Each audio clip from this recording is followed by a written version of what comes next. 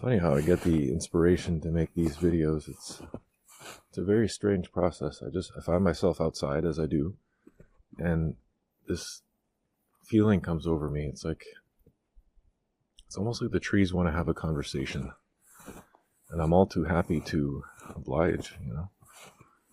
I like shooting the shit, whether it's with a tree or a dog or a fellow man or woman. And it's funny, when I get this feeling too, I start seeing like Green Man everywhere. The trees tend to take on more of like a anthropomorphic, like this oak behind me here. See how it almost has like an arm that's like almost like leaning up like this? I don't know, maybe it's just me. I was thinking of what's my process to figure out what tree, comes next in the woods here, In my immediate area at the beginning of the series, I figured I can only do the ones in my immediate area, and then I'll start branching outwards and doing different ones. But what's the process? How do you do it? Do you go in just alphabetical order, just willy-nilly? So far the trees have been calling to me, and they kind of like this one here almost wants, got its arm up. I guess it doesn't really have its arm up, but you get what I'm saying. It's almost like asking to be interviewed. But it's not like that exactly. Even before I was decided on making this video, the birch was calling out to me. We have 2 birch. We did have 3. One of them was not doing well, and it unfortunately did not make it. When we brought the cabin in, it had to get cut. So it was small and it was not healthy, so it's probably better off. But we have 2 healthy ones anyway. One of them is on the property of my place and my neighbors. And the other one is right in the middle path here. And it's one that we tap. I actually tap both of them because the birch sap season comes after the maple syrup here. I'm not sure if that's ubiquitous or that's just a local thing, but for us, maple syrup will usually end around mid-April. If we're lucky, we'll go to mid-April or so. And then birch like almost right after that. And then we keep going with the birch for a week or 2. Very short season. Until it gets cloudy, just like the maple sap. But here it is. It's a medium-sized tree. I think we only ever put 1 bucket on it. It fills up fast. So, as always, we'll talk more about the physical characteristics of the tree first. I'll put my hand on it and start connecting. Hello, friend. It's been a while. It has been a while. But physically, people know the birch. You know it right away. It's got the eyes. It's the watcher of the forest. For me, it has strong associations with silver, with the nighttime, with the moon, with the stars, with the color white. I think in Celtic language it's Biecht. I could be not pronouncing that right, but it goes by many names, has many associations with various deities. I guess I'm getting into more of the supernatural side of things now, the metaphysical, but regardless, it's a good tree. Not the greatest firewood because it burns fast. I think it burns hot, but it burns fast. And yeah, but it's a nice tree.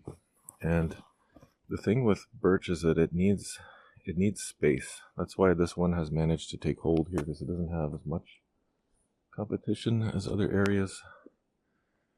But they like to take over. Maybe not as much as the cedar, but definitely they need their space. And they grow very tall with not a lot of branches in the middle. They're mostly at the top, as you can see. So The leaves are quite distinct as well. I don't think we'll find any. Maybe. Is that? No, that's a maple. Oh, there's one. There's a little one. Well, they're stuck together.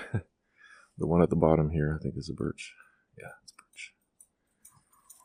And I think this is a silver birch because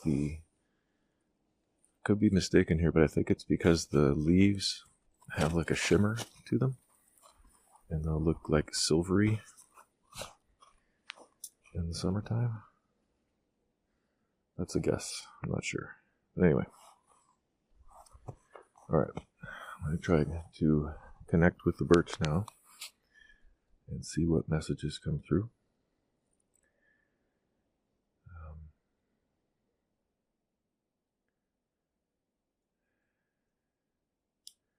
It's telling me it's not a terribly old tree.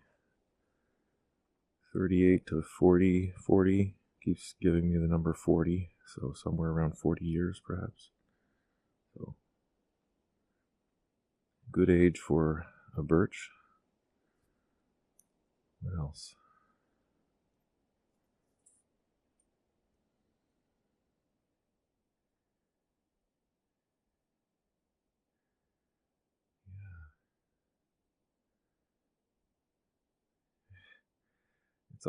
It's almost like a imagery of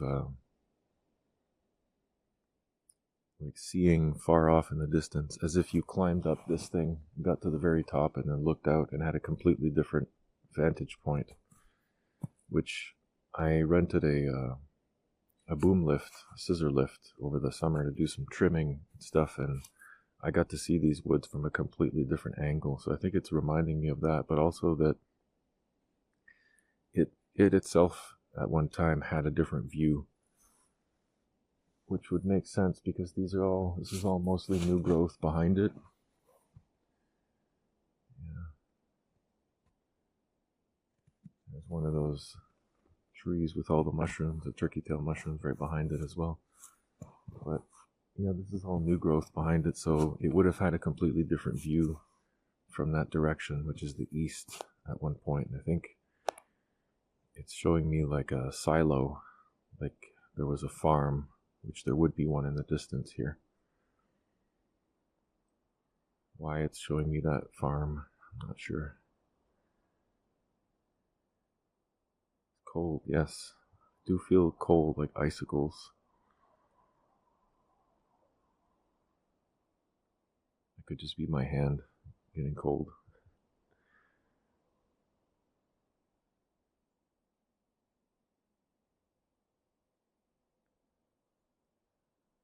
Yeah, I'm getting a sense of a friend.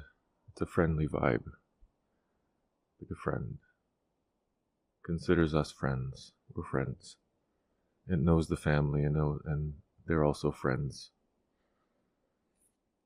We know each other as living creatures, not just man and tree, but we share a space, we share a home here.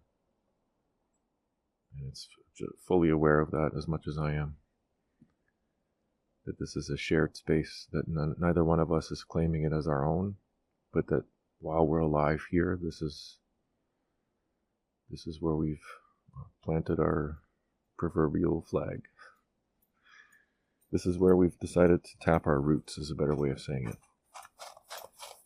Yeah, we both have deep roots here. Yeah. And water. Yes, thank you. That's another big one. Water. The sap of the birch is primarily water. The sugar content is a lot lower than with like maple sap. So it takes a lot more sap to make a syrup, let's say. But it's definitely a water element I'm getting. Maybe that's why it's so cold. I got icicles because it's like frozen water right now. Wish you well, my friend. I wish you health and good tidings. Hans chewing on a birch branch. He's saying hello and shaking hands with it. Yeah, you can see some of the holes here, and I'm very, very cognizant. It looks a bit like mold, so I'm always careful when I tap to do it in a sterile way as much as possible. And if I see any sort of infection developing, that I try to treat it. Like, I don't know if this black stuff is mold or what, but it could just be rotten sap or whatever that's dried up. But keep an eye on it, make sure it stays healthy. And that actually is the perfect segue into the next tree. And it's a little bit of a controversial topic here because, so humor me here, but energetically speaking, okay, at the spiritual level, if you're connecting with a tree or any other living creature that's not well, okay, it could be a tree, could be an animal, could be a parent, right? It could be anybody, it could be a friend. If you're connecting with someone who's not well, naturally there's going to be a concern there of taking on this sort of negative, toxic energy, right? The physical infection has a sort of spirit of its own, right? And the last thing we want to do as healers is take that in ourselves. And if we do get it inside of us, we need to be able to purge it and expel it. And it's not as simple as just smudging yourself and then you're good, you know. There has to be a deep intention behind that to really cleanse and not hold any of that in, because it's very easy to take someone's pain. It's very easy to take someone's spiritual infection and symptoms away and absorb it. But what do you do with that after? You can't hold that in. It's not, we're not in the business of take people's problems on as our own. Right? We have enough of our own issues to deal with. What we're doing is helping people to heal themselves as conduits for something greater. That's really all it is. To be an effective healer is to be a good channel between the divine and the spiritual energy that the person needs, and getting it to them in those areas. So anyway, I kind of rambled there, but it was sort of important. But do you connect with a sick tree? I guess is the point. That's what I wanted to ask. That's the question I'm asking here. Is it a good idea to connect with a sick or a dying tree even? And I've come to the conclusion that yes, it's fine. It's just like treating or helping or healing someone who's not well. We're not absorbing it. We're just helping. We're helping with the process. We're doing what we can. And that brings us to our second tree of the video here, which I'm not sure if you're going to be able to see it very well. But this is a hawthorn. This is the only hawthorn that I know of around here. It's the only one that drops berries anyway that I've seen.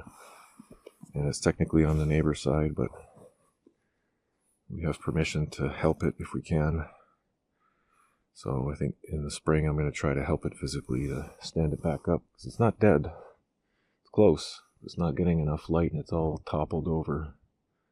And it's not doing well, but it's not dead. So, and it's still producing berries.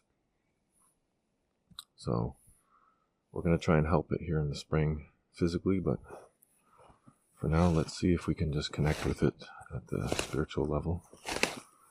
See if we can get a sense of where it's at. I would definitely recommend, if you're going to do this with a sick or dying creature, to be careful and do so with caution, and to know when enough is enough. But going in with the intention of helping and healing and giving, it just wants physical support. It's very simple. It's definitely hurting. It's not doing well. Let's definitely confirm that. It's not dead. It just wants help. That's it. Sometimes the messages are that simple. I mean, you can always give it another chance or two to bring anything else forward, but I'm not really getting anything else. It's just kind of quiet. Feels a bit hollow. Yeah. So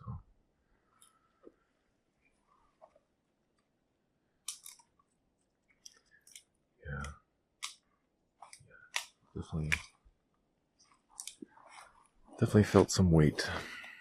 I get the sense that it's given a lot. It's tried to give everything that it had, this tree. You know, poor thing has just toppled over out of sheer desperation, you know.